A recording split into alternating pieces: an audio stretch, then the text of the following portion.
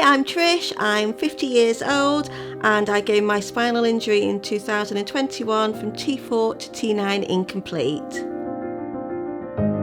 So my injury was on a Wednesday evening.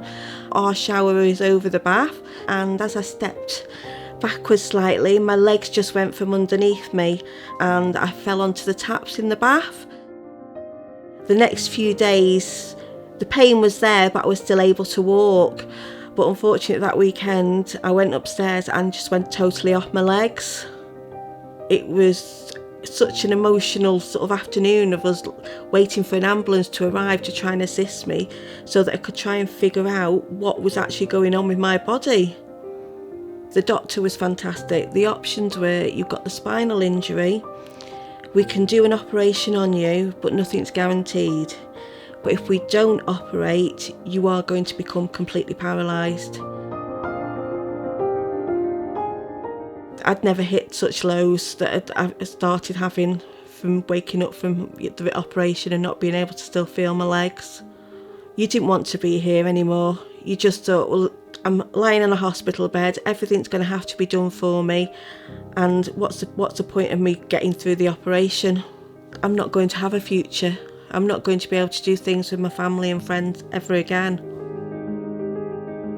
Heading home though, I think anybody with a spinal injury or anybody that's been in hospital for some time will tell you it hits its own challenges, because you're coming back into your home but as a totally different person.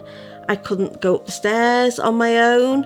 Toiletry, bathing, every aspect of my life then changed. I needed somebody with me to be able to do normal functioning things.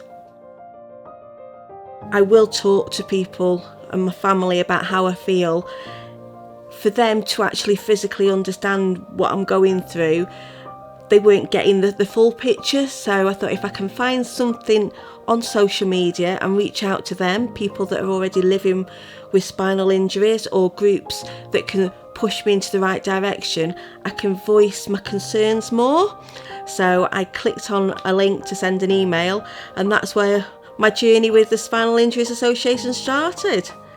Finding the Spinal Injuries Association and seeing that there's a network out there that can not only help with advice to people with spinal injuries, but they're supporting you each step of the way, is so important for me to raise awareness and funds to give back to a charity that are willing to give people like me so much of themselves.